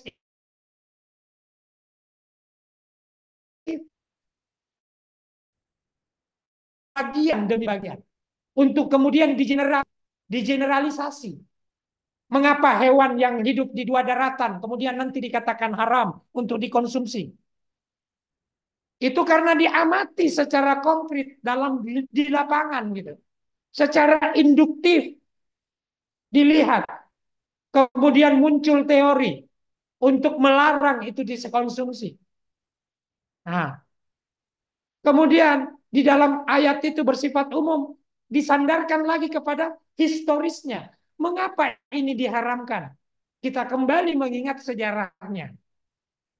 Asbabun nusulnya.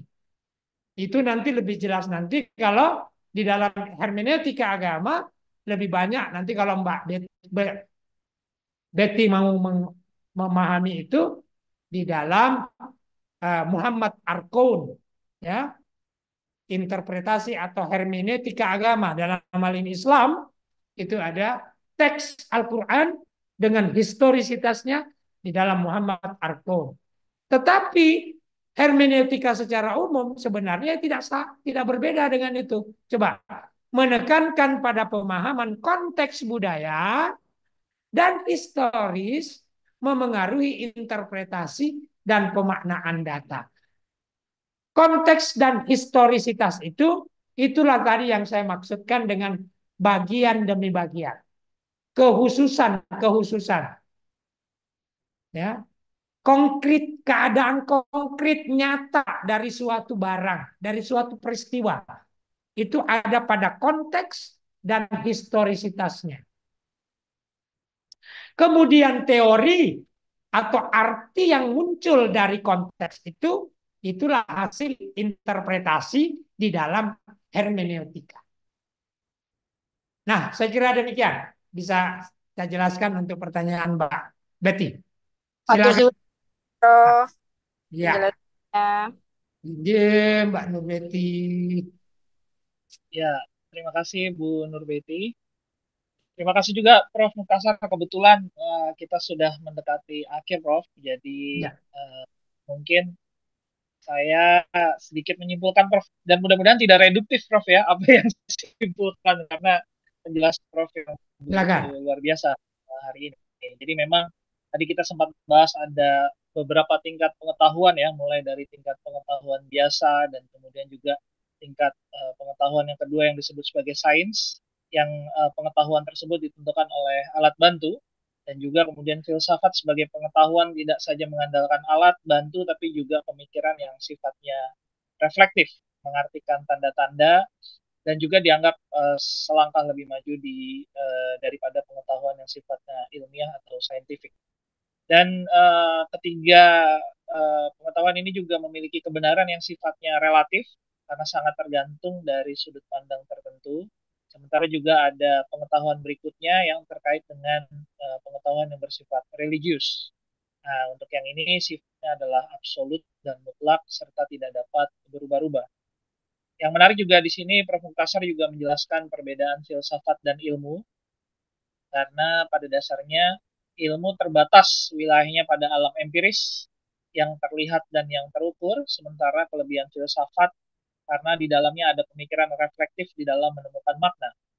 Kemudian juga pengetahuan filsafat yang bersifat esensial atau mendalam, ini seringkali dianggap sebagai pengetahuan di dalam menemukan hakikat, atau mungkin kalau bahasa kekiniannya disebut sebagai esensi atau substansi gitu ya, kalau nggak salah Prof. Mukasar tadi mengatakan hal tersebut. Sehingga filsafat akan menguji proses pemikiran oleh ilmu pengetahuan yang menggunakan cara-cara tertentu untuk meneliti atau prosedur dan juga pola-pola dan argumentasi. Baru kemudian kita bisa membahas ontologi yang terkait dengan bagaimana atau ilmu tentang keadaan atau ada, yang dimana filsafat menjelaskan keberadaan, misalnya dalam ilmu agama tadi yang bersifat goib yang dijelaskan adalah keberadaan sifatnya. Sementara kalau misalnya ilmu yang bicara seperti teori Darwin tadi, filsafat mungkin juga membahas berlandaskan materialismenya, apa yang dibalik dari yang dipahami atau yang dirasakan oleh Darwin sendiri. Jadi ontologi terkait juga dengan jumlah objek ilmu tadi ya, berapa terkait dengan monoteisme atau pluralisme, dan juga terkait dengan pola hubungannya, apakah multidisipliner, interdisipliner, dan yang lain. Kemudian juga Prof. Mukasar bicara tentang epistemologi, di mana bagaimana ada batas-batas penelitian yang mengatur cara kita memperoleh pengetahuan tentang realitas yang ingin diteliti, kemudian juga terkait dengan sumber pengetahuan, terbatas pada panca indera yang disebut sebagai empirisme, atau juga pemikiran dan penalaran yang bersifat rasionalisme yang kemudian berkembang banyak, seperti yang kita kenal sekarang ada istilah positivisme, kemudian juga ada istilah hermeneutik tadi, dan juga yang lainnya gitu, yang mendasarkan pada penelitian meneliti kebenaran gitu ya, yang menggunakan dengan alat bantu dan alat tertentu yang disebut sebagai metode ilmiah. Nah, itu juga mungkin terkait dengan aksiologi. Nah, ini aksiologi juga teori tentang nilai. Nah, jadi kalau teman-teman tadi bicara penelitian yang berbasiskan disertasi atau tesis atau skripsi tadi ya, ini juga aksiologi bisa kita temukan ini di dalam tujuan penelitian atau manfaat dan kebermanfaatan penelitian teman-teman gitu ya, yang berbicara tentang nilai kejujuran dalam penelitian, tidak melakukan plagiasi dan mengakui mengutip dari orang lain, keserasian dan keindahan itu adalah hal-hal yang terkait dengan aksiologi. Nah, mungkin ini yang bisa kita sampaikan. Luar biasa penjelasan dari Prof. Muktasar hari ini. Yang mudah-mudahan ini bisa bermanfaat bagi para peserta pesantren riset kalam hari ini. Dan mudah-mudahan juga Prof. Muktasar juga mendapatkan manfaat setelah bersedekah ilmu hari ini kepada kami semua, Prof. Dan mungkin Prof. Baikuni ingin menyampaikan sepatah dua patah, Prof.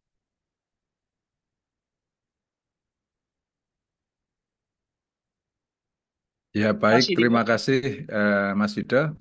Prof. Muktasar, sekali lagi terima kasih atas wawasan yang diberikan kepada para santri, para mahasiswa, bimbingan kita juga beberapa, dan mudah-mudahan bekal ini akan menjadi amal jariah Prof. Muktasar, dan lemah telas Gusti Allah sing bales. Kita tutup acara ya Mas Yuda ya. Iya, monggo Pada Prof.